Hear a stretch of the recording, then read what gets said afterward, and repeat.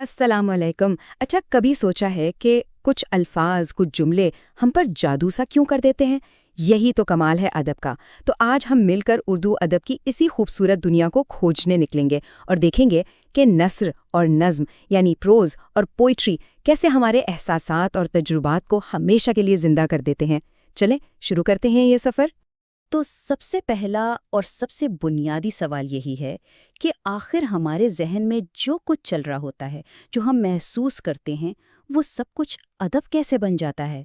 मतलब एक ख्याल या एक एहसास एक लिखी हुई मुनज़्ज़म शक्ल में कैसे ढलता है, जिसे हम लिटरेचर या अदब कहते हैं? ये पूरा प्रोसेस, ये पूरा सफ़र ही तो एक जादू है। आइए इस जादू को समझने की कोशिश करते हैं। अच्छा, तो इस सफ़र में हमारे 4 मेन स्टॉप्स होंगे। सबसे पहले हम देखेंगे कि बात ज़बान से अदब तक कैसे पहुंची। फिर ये समझेंगे कि आखिर ये अदब है क्या चीज़। उसके बाद अदब की 2 बड़ी किस्में, नज़र और नज़्म, इनमें फ़र्क क्या है, और आखिर में इन दोनों की कुछ मशहूर किस्मों यानी जॉनरस पर भी बात करेंगे। तो पहला पड़ाव ज़बान से अदब तक। देखिए, ये सारा खेल शुरू होता है एक ऐसी चीज़ से जो इंसान को तमाम मखलूक़ात से अलग करती है, और वो है ज़बान, बोलने की, अपनी बात समझाने की सलाहियत। यही वो ताकत है जिसने हमें कहानियाँ सुनाना सिखाया और अपनी दुनिया को माने देना सिखाया। तो ज़ुबान यूँ समझ लें कि सिर्फ लफ्ज़ों का ढेर नहीं है। नहीं, ये तो एक पुल की तरह है जो एक जहन को दूसरे जहन से, एक दिल को दूसरे दिल से जोड़ता है। इसी के ज़रिए तो हम बताते हैं कि हम क्या सोच रहे हैं, हमने क्या जिया, क्या देखा। और सच पूछें तो हमारी पूरी तहज़ीब की बुनियाद ही यही है। और ये सफ़र कोई आज का नहीं है, ये तो हज़ारों साल पुराना है। सोचें, पहले सिर्फ आवाज़ें थीं, इशारे थे, फिर इंसान ने उन आवाज़ों को निशानियों यानी तहरीर की शक्ल दे दी।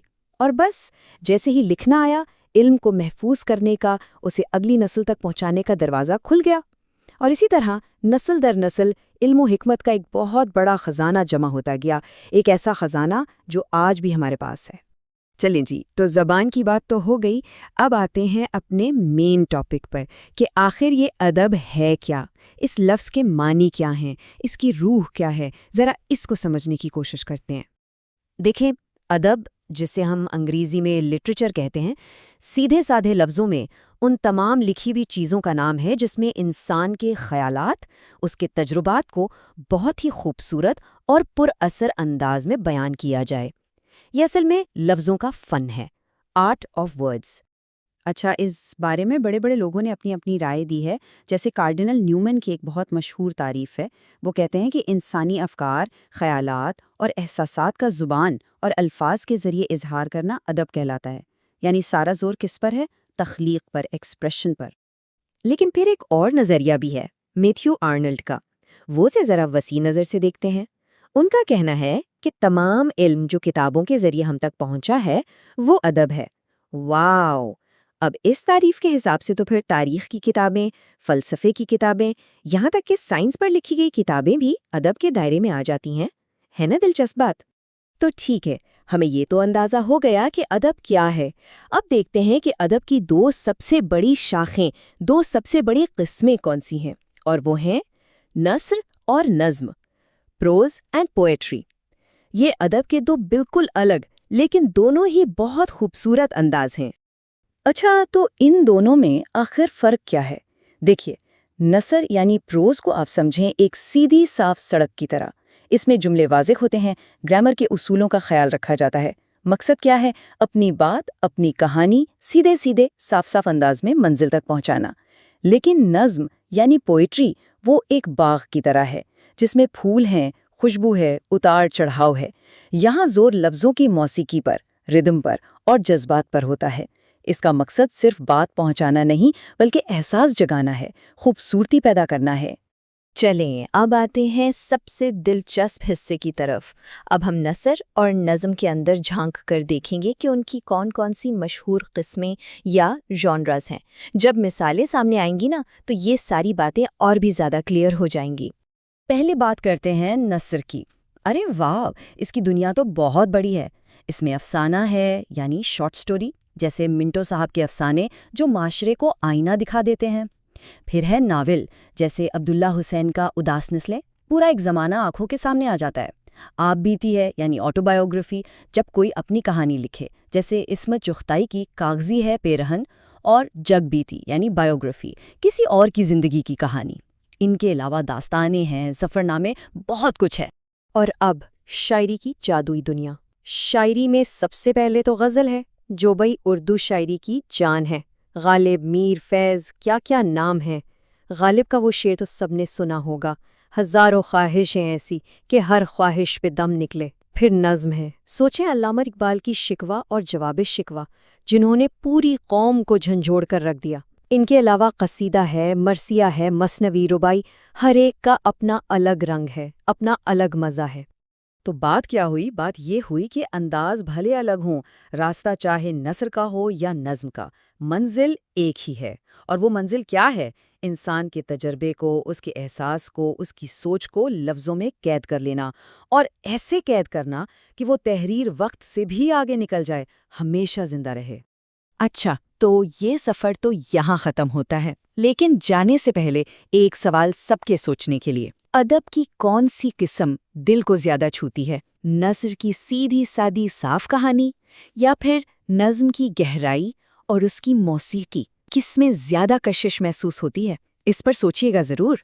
ذرا تصور کیجئے، شاعری محض جذبات کا کوئی بے ہنگم بہاؤ نہیں ہے، بالکل نہیں۔ دراصل یہ ایک انتہائی پیچیدہ، منظم اور باقاعدہ ریاضیاتی فن تعمیر ہے، ایک ایسی شاندار عمارت جسے الفاظ کے وزن، ردم اور گہری سوچ کے سانچوں سے تراشا جاتا ہے۔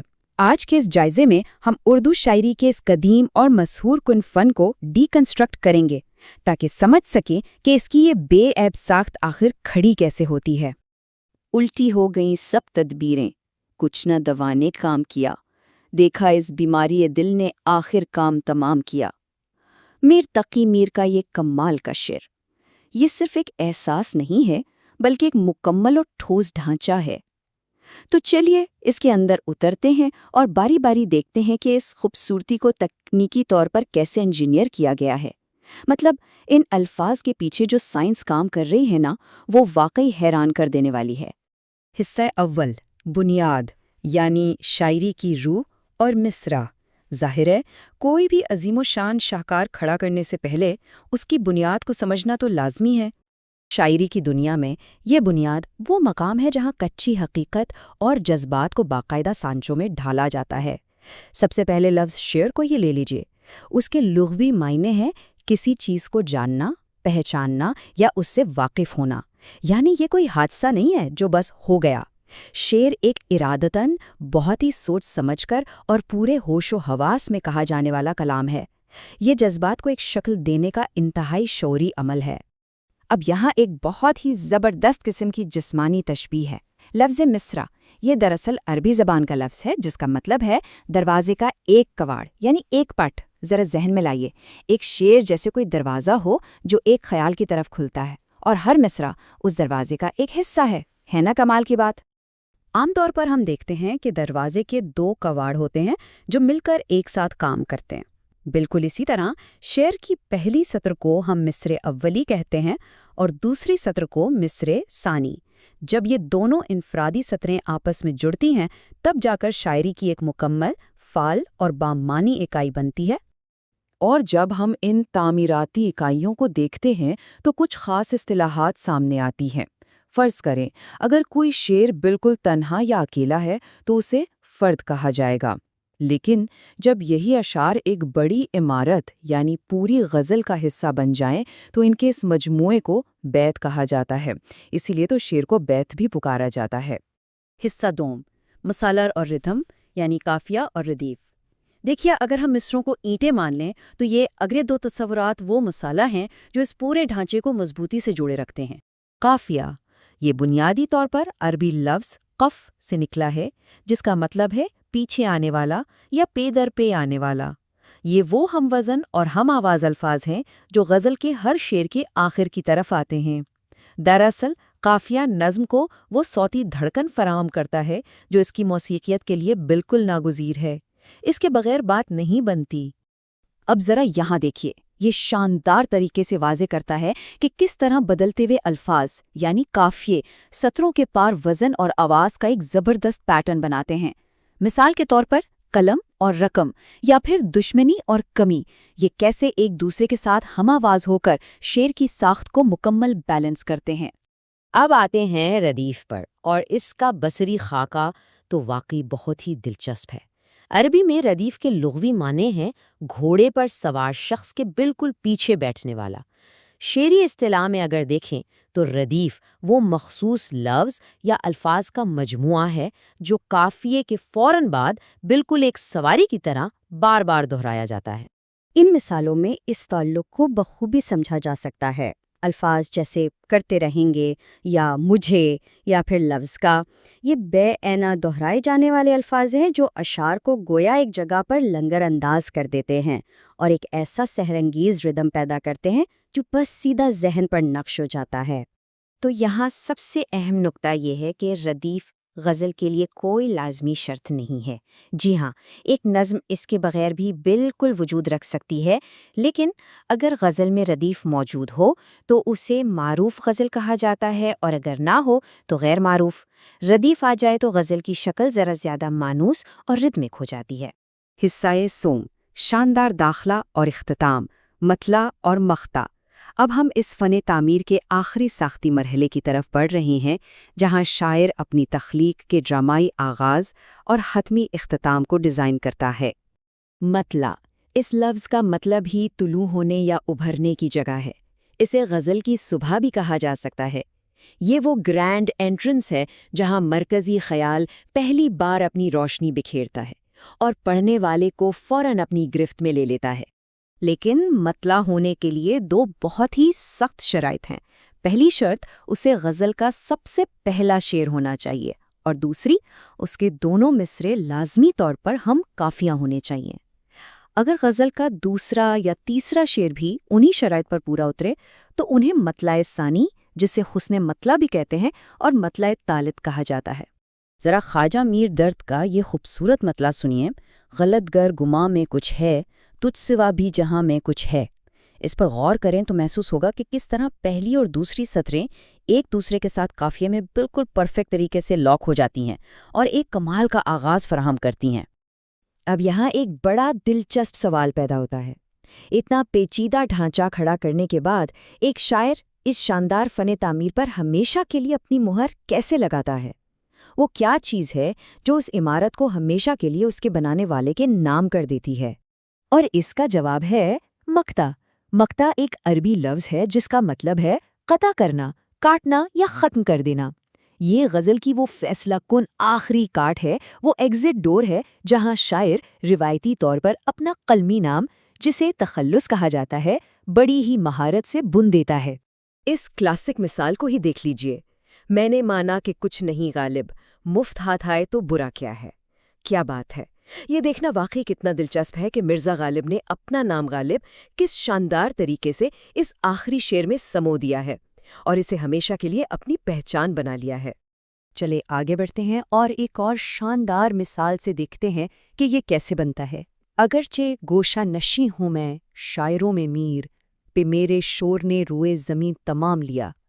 یہاں میر تقی میر نظم کی بالکل آخری سانس میں اپنے اس شاہکار پر کس زبردست فخریہ انداز میں ملکیت کا دعویٰ کر رہے ہیں۔ تو ان تمام اجزاء کو سمجھنے کے بعد اب یہ بالکل واضح ہو جاتا ہے کہ شاعری محض خیالات کا کوئی بے ترتیب مجموعہ نہیں ہے۔ یہ طے در طے کھلنے والے دروازے، قافیوں اور ردیف کی صورت میں پیچھے چلنے والے سوار، مطلع کی شاندار صبح اور مقطع کا وہ حتمی اختتام، یہ سب مل کر کچے انسانی جذبات کے پیچھے چھپی ہوئی ایک انتہائی شاندار ساخت اور منظم حقیقت کو ہمارے سامنے لاتے ہیں۔ آخر میں بس ایک سوچنے کی بات ہے، اگر ایک نظم محض ایک احساس کا اتنا زبردست تکنیکی اور تعمیراتی نقشہ ہو سکتی ہے، تو ذرا سوچئے ہماری روزمرہ کی زبان کی ساخت اور ان بولے جانے والے الفاظ میں اور کون سی ان کہی کہانی اور پیچیدہ راز چھپے ہوں گے۔ اس انجینئرنگ پر ضرور غور کیجیے گا۔